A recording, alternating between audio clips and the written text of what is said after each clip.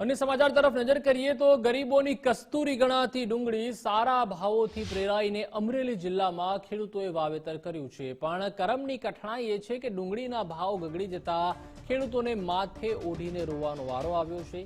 ત્યારે તૈયાર ડુંગળીના ઢગલે ઢગલા ખેતરવાડીમાં પડ્યા છે અને મહુવા યાર્ડમાં ડુંગળીની હરાજીમાં ડુંગળીના થપ્પા પડ્યા છે, પરંતુ ભાવ સાવ 150 થી 190 રૂપિયા આસપાસના થઈ જતા અમરેલી જિલ્લાના ખેડૂતો જાય તો જાય કહાં જેવો ઘાટ ઘડાયો છે। એક તરફ સરકાર ખેડૂતોની આવક ડબલ કરવાની વાતો કરે છે અને બીજી તરફ ખેડૂતોને કાળી મજૂરી કરીને પકવેલા પાકોના પોષણક્ષમ ભાવ નથી મળતા।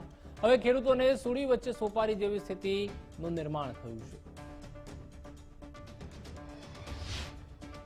મારે 7-8 વીઘાની ડુંગળી છે, અટાણે 80 દાળિયા કરાવીને ભાવ નિસાવી ગયા છે અને પરથી પર જે 2-3 રૂપિયા ભાવ મળ્યા હતા એવા ભાવ આપે તો અમને મજૂરી માથે નહીં પડે એવી અમારી સરકાર પાસે માંગણી છે। આ વખતે મારે 30 વીઘાની ડુંગળી છે, પણ આ વખતે પરિસ્થિતિ એવી છે કે ડુંગળીના મિનિમમ ઉતારા જે 400 મણ સુધીનો હોય છે એની જગ્યાએ 50% ડુંગળીનો ઉતારો આવે છે। બિયારણ જે અમે 10,000નું 20 કિલો લેખે વાવતા હતા એ બિયારણ આ વખતે 50,000નું 20 કિલોને લેખે ઊંચા ભાવનું વાવવું પડ્યું છે। એની અમે ડુંગળીમાં રોગોનું પ્રમાણ પણ વધુ રહ્યું અને ખેડૂતોને પડ્યા ઉપર પાટા જેવી પરિસ્થિતિ છે કે અત્યારે ડુંગળીના ભાવ તળિયે વહી ગયા છે।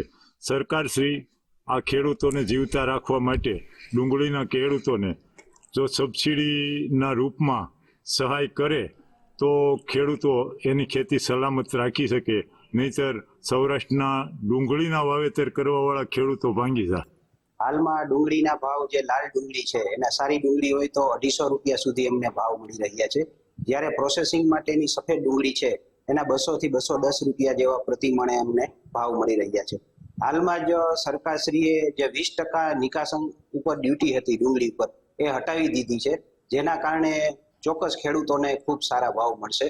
અને જ્યારે ડુંગળીના ભાવ ઓછા હોય ત્યારે ખેડૂત મિત્રોને વિનંતી કે જે ડુંગળીના મેળા હોય એવા સ્ટ્રક્ચરનો ઉપયોગ કરી અને સાચવી રાખી અને થોડો સમય રાહ જોવે તો એમને એથી પણ ખૂબ સારા ભાવ મળતા